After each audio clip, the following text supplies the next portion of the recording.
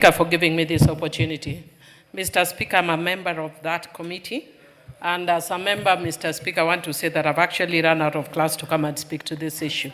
The first time I heard of Archer's post was in 1997, when my office then, or my employer then, the International Federation of Women Lawyers, FIDA, undertook a fact-finding mission on the issues of Batuk. Mr. Speaker, what happened then is that the same allegations that are being raised now were being raised in 1997.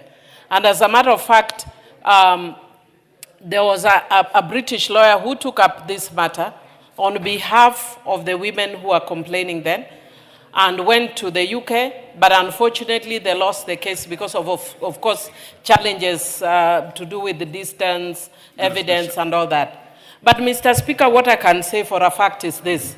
Number one, that if you go there right now, where Batuk is, there are many colored children, and they did not appear there by osmosis. When you have colored children, it means a black person and a white person had a child, and they are not, it's not occasional. There are very many, and they are now adults. And Mr. Speaker, they were either born of rape or consensual sex. If they were born of rape, the people who raped their mothers should be held accountable. If it was consensual sex, then the fathers must take responsibility according to Article 53 of the Constitution of Kenya that recognizes even children born out of wedlock. Even in the UK itself, you actually have fathers taking care of their own children.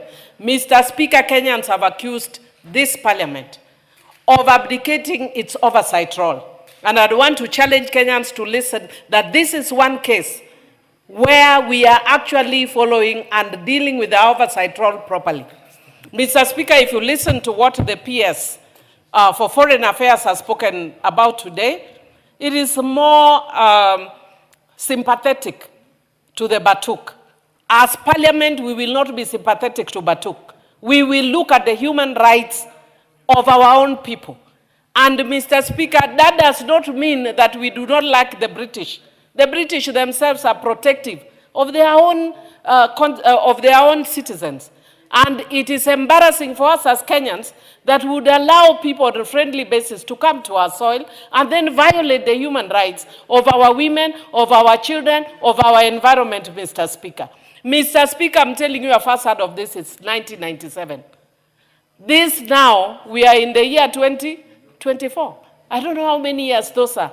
And Mr. Speaker, it is for this House to deal with those issues conclusively so that we don't have not only the British but any other foreign agency that comes into this country must respect the laws of the country.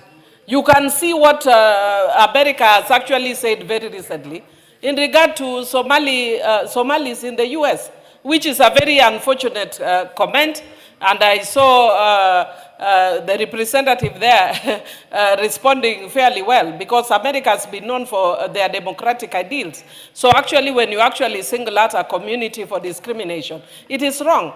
But you can see that what they are trying to do is to protect their citizens at home. But in the same vein, Kenya must protect its own citizens at home.